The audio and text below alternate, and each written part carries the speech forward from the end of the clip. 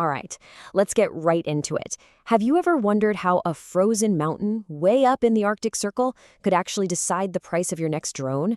Well, stick around because by the end of this, you're going to know exactly how. So, picture this. You've been saving up for an awesome new drone, or maybe a new video game controller. You finally go to buy it and bam, the price has jumped from $50 to $80. Or even worse, the new version just feels cheap and slow. What's going on here? Well, it's not just bad luck. It's happening because of a secret battle over something we're going to call magic dust. Quick question for you. What do you think is inside your game controller that makes it do that cool rumble thing? It's a magnet. But hold on, we're not talking about the kind you stick on your fridge. This is a tiny, super powerful magnet. And believe it or not, a huge global fight over these little things is causing a massive headache for toy stores everywhere. To really get what's happening, we've got to look under the hood. We need to talk about the secret ingredients that make our favorite gadgets work in the first place. Okay, so inside pretty much every high-tech toy, there's something called rare earth elements. Now, that sounds super complicated, right? But the easiest way to think about them is like they're vitamins for electronics. Just like you need vitamins to stay healthy and strong, gadgets need these rare earths to work the way they're supposed to. And the most important vitamin of them all has this really awesome name, neodymium. This stuff is like a superhero metal. When you mix it with a little iron, you get these incredibly powerful magnets. And this isn't just any magnet. It's the muscle inside those tiny electric motors. It's the secret sauce that spins your drone's propellers fast enough to fly, and what makes a robot dog actually get up and walk. Now, here's where we hit the big problem. For a long, long time, getting these amazing magnets was kind of like playing a game where one person owns almost everything on the board. You see, one country, China, controls something like 90% of all the factories that process these crucial metals. That's huge. It means if you want to build a high-tech toy, you pretty much have to buy from them. So you can probably guess what happened next, right? Other countries started thinking, maybe we should find another place to get our electronic vitamins. So the United States and Europe started looking, and their eyes landed way, way up north on a massive island called Greenland. Buried there is a mountain named Kvanfeld. You can think of this place like the Fort Knox of future technology, because it's sitting on one of the biggest piles of rare earth elements in the entire world. So, problem solved, right? Well, not exactly.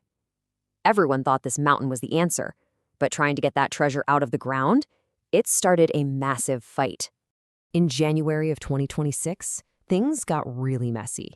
First, a company from China stepped up and offered to help get the rare earths out of the mountain. But then, Greenland's government just slammed on the brakes. They said nope and blocked the entire project. And just like that, all that treasure stayed locked away under the ice. So, you're probably asking, why? Why block the deal? This is where it gets complicated, because there are two different sides to the story. The official reason was all about safety.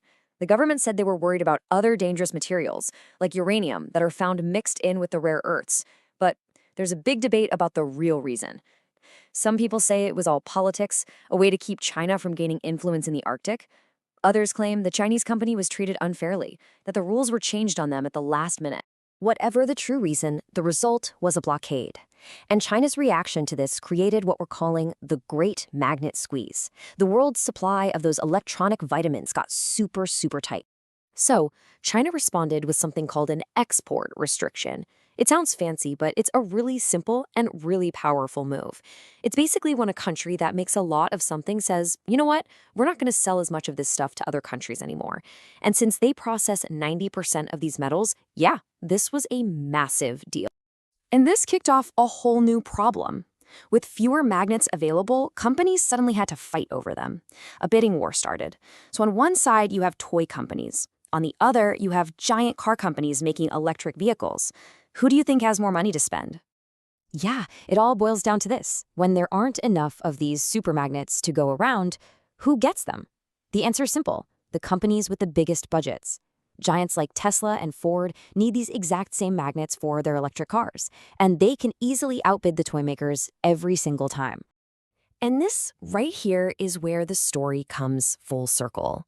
This huge global fight over a frozen mountain lands right back at your local toy store. Toy makers are now stuck with two really bad choices. Option A, They pay the super high price for the good magnets, but then they have to raise the price of the toy. That's why your drone suddenly costs $80. Or, option B, they use cheaper, weaker magnets, which makes the toy heavier, louder, and just not as good. And this isn't just a short-term problem. Some experts are saying this could be the end of what they call the cheap plastic era. That means that cool, high-tech toys might stop being everyday items and start becoming expensive luxury gadgets that not everyone can afford. So, let's just recap this crazy domino effect.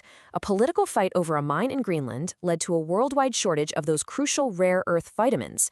That shortage started a bidding war that toy companies are losing to giant car makers, which ends with your favorite gadgets becoming more expensive or just not as good. Wow. And here's the big thing to take away from all this.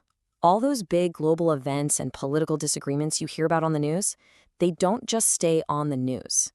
They can have a direct impact on the things we use and love every day, right down to the price tag on a toy. It really makes you think, doesn't it? And it leaves us with one final, kind of mind-blowing question to chew on.